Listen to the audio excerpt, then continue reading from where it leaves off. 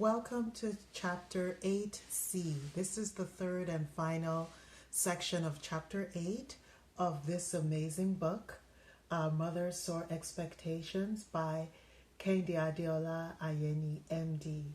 We're going to pick up from page 216. Thank you for joining us. And my name is Olushola Taiwo. I'm a cousin of the author, her first cousin, and I welcome you to the reading of this book. 8 weeks later, after Teju had completed the rounds of all the markets in the Western region, the Western Region Market Women Association had a one-day convention at the Liberty Stadium in Ibadan. As characteristic of the people of this country, each time they came together, whatever the nature of the meeting, be it in celebration or in mourning, to discuss burning issues, or to visit with one another, or to protest about one thing or the other, there had to be music and dancing accompanying the events. And so on this day, when the women came together as mothers to discuss how they would deal with the military government that was killing their children one at a time, they came with drummers and musicians as they filed into the stadium, dancing and singing, albeit with heavy hearts. When the president of the Western Region Association of Market Women called the meeting to order, the thousands of women in the stadium booed her, and they started to shout for her resignation from the position. This had not been planned, but starting from the Iroko group, it spread through the stadium like a wildfire. The drummers took up the chant and started to send out messages on their talking drums, saying, "Iyai, Iyaiya Sokale," calling her a mother of anguish and demanding her resignation. The woman did not have a choice but to step down, and her vice president took over. In order to placate the women, she asked them what they wanted, and unanimously there was the shout to elect Teju as the president. The chant of Mama Ireti, Ireti Ogo, Agbogo Wale Funwa filled the arena, and the talking drums spread the message around for all of them. As the women called for Teju, who they believed like the name of her child would bring glory to them. It took a good 15 minutes to quiet the women down. The vice president was gracious enough to ask the women if that was their decision, and she was answered with shouts of "Mama Ireti." "Well, I guess it is decided then. Mama Ireti is our new president," she said. The women clapped their hands in delight, and there was drumming by the many drummers accompanying the women's consent and dancing. They continued to shout "Mama Ireti," and Teju, though surprised at the turn of events and at the office thrust on her without any warning, took everything in stride as she had always met with whatever challenge came her way. She walked up to the podium, and the women continued to shout "Mama Ireti" in appreciation. In the previous 8 weeks, Teju had spoken to almost every one of the over 5,000 women in the stadium. She had asked them what they individually wanted from the government, and she had listened to them and written down all their requests. She had impressed upon them that they would have to fight for whatever they needed, as the government did not care about them, but since they cared about themselves and their children, they would have to force the government's hand. She had at different times impressed upon them that it would demand a lot of them, but that, and using one of her aphorisms, "It is easier to break a broomstick by bending it, but almost impossible to break a whole bunch of broomsticks that way," and that unity amongst the women would be their weapon. So on that day, at the age of 26 years old, as she stood before the women who had entrusted their leadership on her, she was overwhelmed with emotions. She remembered her grandfather who just died, telling her as a little girl that she would achieve greatness. She remembered him telling her the story of her ancestors and of over 300 years before named Segi, who in her own way still makes every sitting king in Yoruba land till this day bow to her every day as they bend their heads to put on their Segi pearls, without which their dressing as a king would not be complete. Tears rushed to her eyes. She looked up into the sky, and she said silently to God, "I forgive you for the anguish you have put me through in the past 4 years, giving me deformed children whom you also took away from me almost immediately. It has given me the despair to work and help my sisters. The applause continued for a while, and she had to put up her hands to quiet the women. I stand before you today in all humility and accept to be your servant, she started to say. And her voice echoed through the stadium, but the women, breaking into applause, interrupted her. She had to raise her hands again to quiet them down. I have traveled far and wide in the past 8 weeks, and you have all opened your homes and your hearts to me and shared with me the pain that our government has been causing you. I hold all of this in trust. We have a lot of work ahead of us, and I know that we are up to the task. The people in the government of this country have done what they liked for many years. They have fought wars against one another to rule over us. They are more concerned about staying in power than about the welfare of the citizens, and we have all stood by and let them get away with all their crap. Our children are growing up, and they look at us and wondered how we are going to stand by and let the government do this harm to us.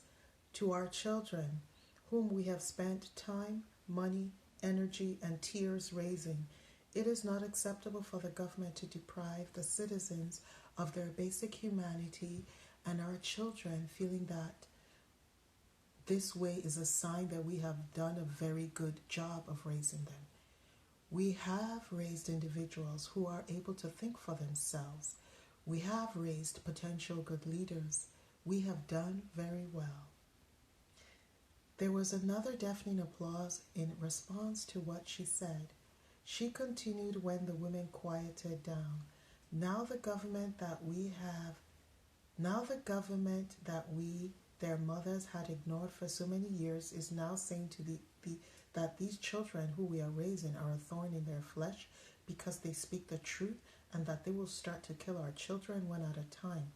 Our association has 8,702 members, almost all of whom are mothers, and in the past 2 years, 60 of our children had been killed and about 100 severely injured. That is unacceptable, and I tell you here today, if we don't put a stop to it now, it will continue.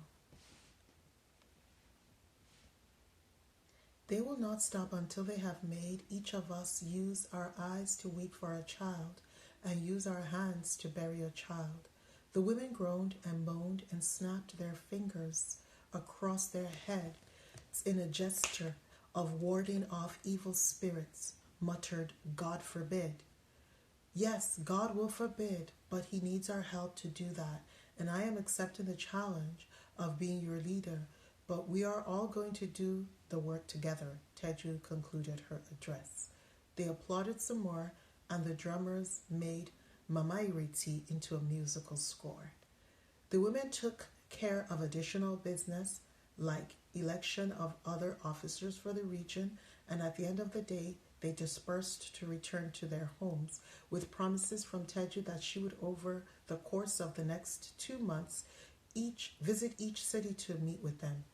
She invited anyone who needed to speak with her at any time to come to Iroko. I will always have time for you, she assured the women. A course of action was approved that the officers meet with the regional governor to introduce themselves and demand that anti-riot police are not sent to demonstrating students anymore. Teju returned home and told her family the news that she had been elected the president of the Western Region Market Women Association. Her father smiled slowly and shook his head in amazement. He thought of his father and congratulated his daughter. Her mother was all over her, hugging and kissing her. Ireti hugged and congratulated her mother. Teju was happy to be back and doing things with her life. She knew that she was up to the task to represent the women and help them get as much of their needs as possible. She felt ready to take on the dictator military government, which continued to do nothing for the people except to cause them heartache and grief. The weeks that followed were very busy ones for her, as she worked on familiarizing herself with her new office and the details involved in being the president of the Market Women Association for the whole region. Many problems were brought to her, from the major ones of gangsters harassing the market women to problems of taxation and allocation of shops. She had to meet with many section heads, like the leaders of the Butchers Association, made up of men who were not members of the Market Women Association, even though they had shops in the market, to foster good relationships with them. She had to meet with individual leaders of the different markets, especially in the big cities, where they had many markets, to discuss several problems with them, most of which had to do with sanitation. On her previous visits to these markets, she noticed their filthy conditions, which were a big contrast to the market in Iroko that was always clean, and even though she wondered about that at the time, there were more pressing matters on her mind. So at the meetings with these women, she asked them about the cleaning of the markets. The women told her that the government was not doing what it was supposed to. Teju did not agree with them that the government had to clean the markets. She felt that it was the duty and responsibility of the women to do so, and this she told their leaders. Let us not blame the government for everything or expect the government to do everything for us. We are not babies. Let us take some initiative and do some things for ourselves. We are the government. She worked with the several officials of the different markets on ways to go about taking care of the environment of the market. She suggested that they levy all the people who had shops in the markets, and with such money build dump sites and toilets and hire people to clean the toilets on a regular basis. She impressed it upon them that they do not get done by magic unless people did them.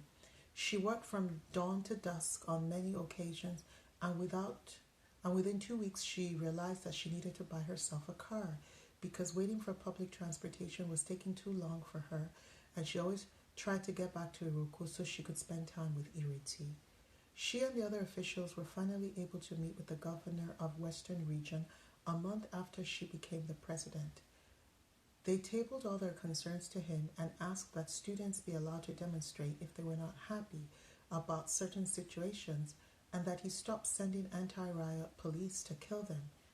The governor made a show of listening to the women and their concerns. He promised them that he would do everything in his power to avoid the unfortunate incident of another student getting killed.